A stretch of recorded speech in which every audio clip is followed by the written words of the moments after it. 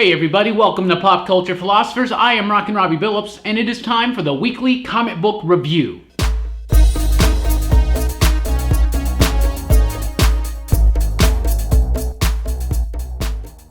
That's right, everyone. It's the weekly comic book review. That's the show where I read a lot of comics, and I let you know what I thought about them, and we always start with the pick of the week, and this week's pick of the week comes from Marvel Comics, and it's Black Bolt #1.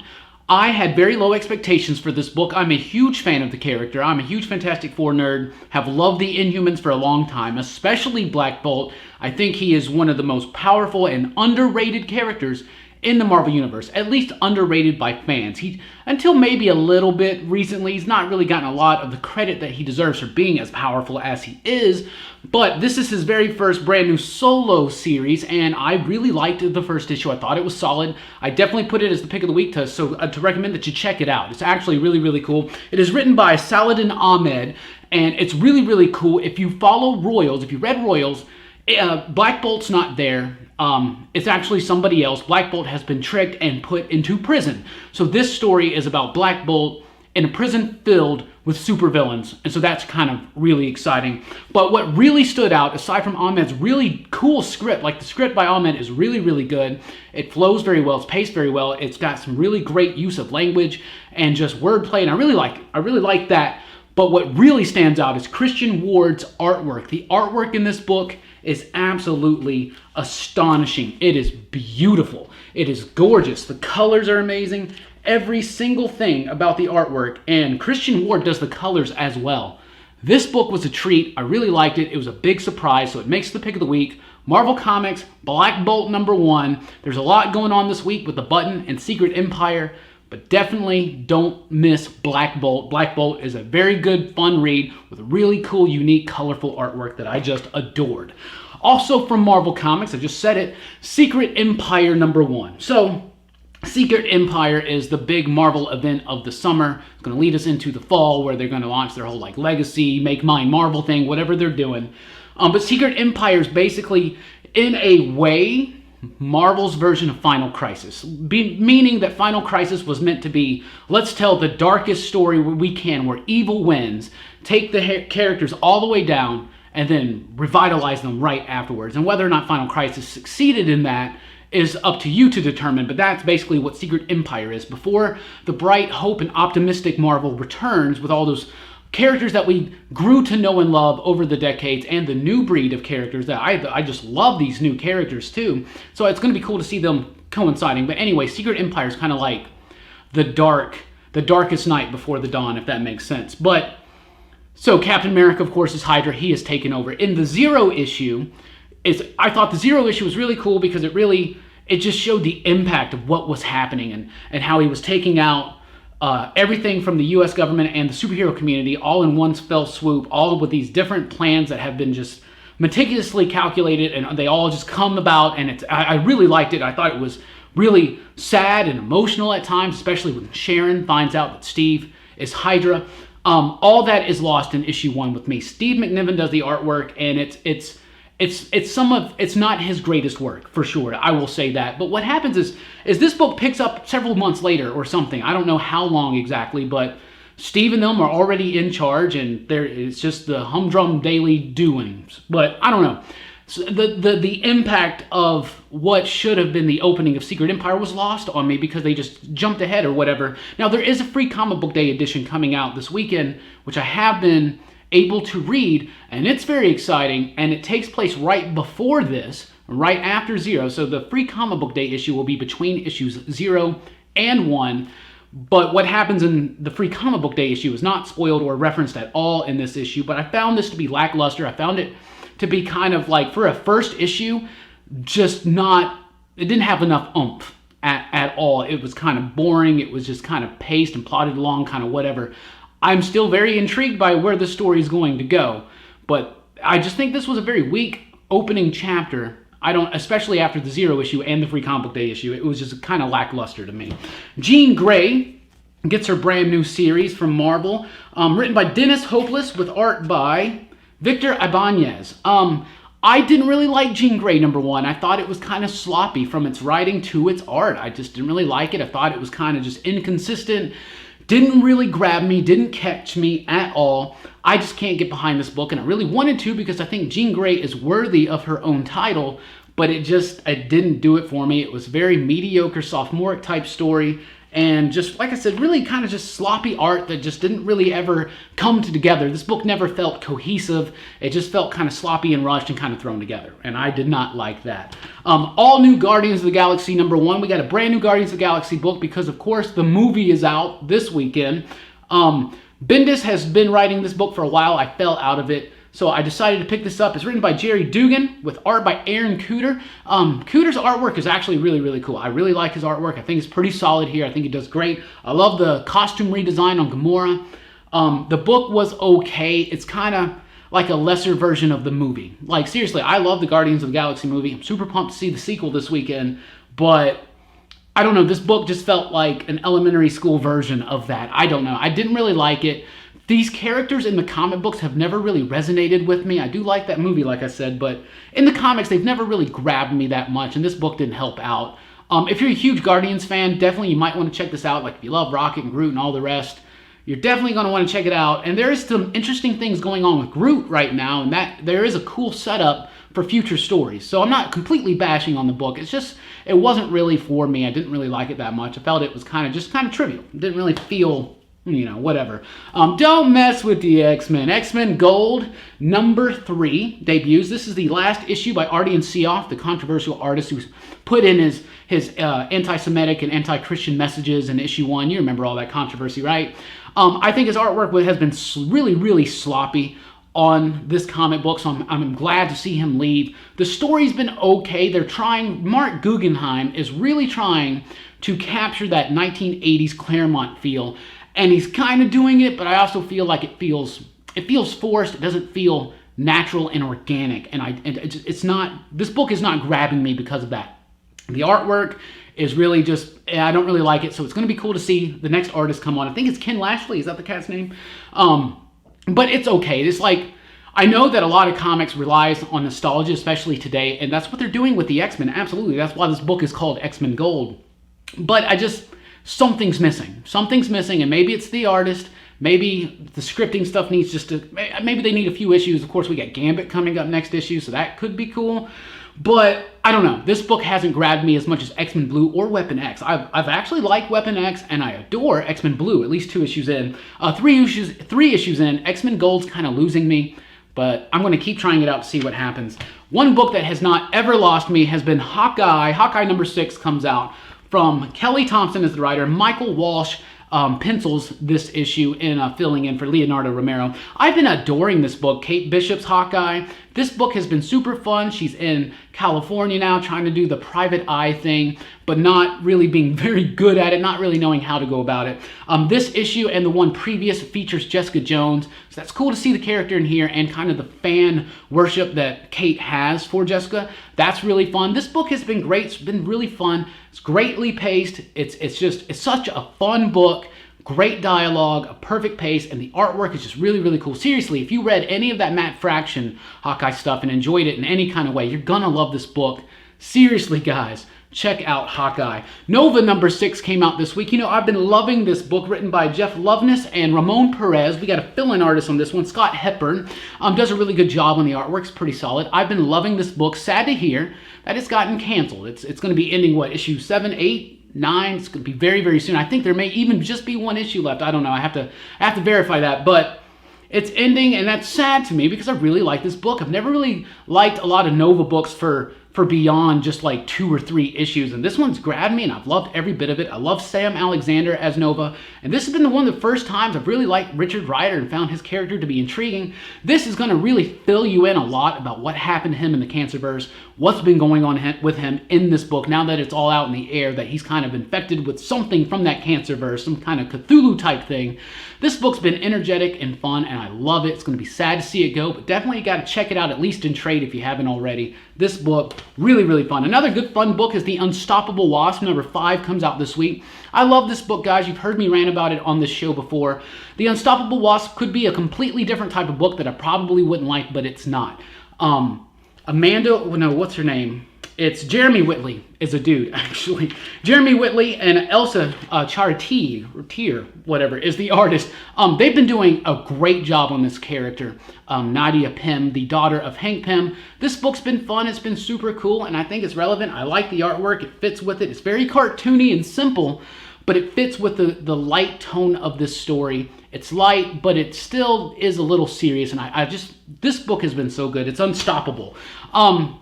Batman number 22 came out, by the way, the third part of the Button. I thought this issue was really, really cool. I thought it was a little bit better than last week's Flash 21, but not as good as Batman 21, the opening chapter by Tom King. Joshua Williamson is writing this one. Tom King is off of this one. And the conclusion, part 4, will not come out next week, but it will come out in 2 weeks, so be on the lookout for that. I did enjoy this book. I thought it was great. Everything that happened in this book I kind of saw coming, but it was really cool seeing some of the stuff they talk about. And really cool, just nifty stuff in this book. And of course, I will be doing a video later on just talking about this book. It's going to be filled with spoilers. We're going to talk in depth about this book and everything about it, what I liked, what I didn't, all that kind of stuff. But Batman 22 was really, really cool. I've loved this Button story so far. Super excited to see how it ends in 2 weeks.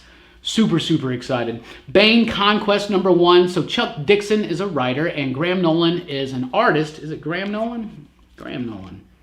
Yeah, Graham Nolan is the artist. They are the guys who created Bane. So it seems like a good idea to have them come back and do a Bane story. This is going to be like a huge 12-issue maxi series, right? And it's cool when you open it up and you're like, wow, this feels like early 90s Batman comics because, of course, they were creating Batman comics in the early 90s. But it doesn't translate very well into 2017 for me. I felt this book was kind of silly and kind of dumb. I wanted to like it a whole lot more because I love the character Bane, and I love their work on this title back in the day. But like I said, the style of the story they're telling hasn't evolved very well for today. But it's an okay version of a story that should have been out back then. I don't know. I just found it to be a little silly, a little outdated, if that makes sense. Superman number 22 comes out. This Black Dawn story has been awesome. If you're following the Watchmen DC Rebirth mystery, you definitely got to be reading the Superman books, especially Superman. There's some crazy stuff going on with the Kent's neighbors, and they're getting into that right now. Of course, you also have, this story's had a lot of stuff in it. Damian and Batman, Jonathan Kent and Superman. But this issue really spotlights Lois Lane. Lois Lane is awesome in this. She's badass, man. She's in the Batmobile. She's got his gauntlet. She's like fighting. She's being awesome. So this is what I like to see out of Lois Lane. Not being saved all the time by Superman, but just being awesome and badass and kind of like a Jason Bourne type character. She's just awesome in this book. But the mystery of what's going on around Superman and his family is very important to the DC Rebirth Watchmen stuff. So pay attention to this book and what's going on with this Black Dawn story. I think it might pan out into something bigger. We shall see. Green Lanterns number 22 came out this week. This book went from a guilty pleasure to a book that I think is a must-read. And I just read an article on Comic Book Resources saying that Green Lanterns, the way it has relatable characters and deals with things like anxiety and fear, has become a must-read. And I've been saying that, guys, for months on this show. So seriously, check out Green Lanterns. It's super fun. It's the best Green Lantern book, period. And now we got Jessica and Simon going to OA. Jessica for the first time for training. They've never been trained. Jessica especially is still a rookie. Jon Stewart's in here, some of the other characters, Kyle as well. It's about to start tying a whole lot more into Hal Jordan and the Green Lantern Corps, I'm sure. So I guess I got to get caught up on that book because I haven't been reading that one. But Green Lanterns has been fun, and it is because of the characters of Jessica and Simon. Two very relatable, very cool characters that are just awesome. So Green Lanterns is a great, great comic book. Let's go over to some of the other publishers. Image releases a new Youngblood number 1.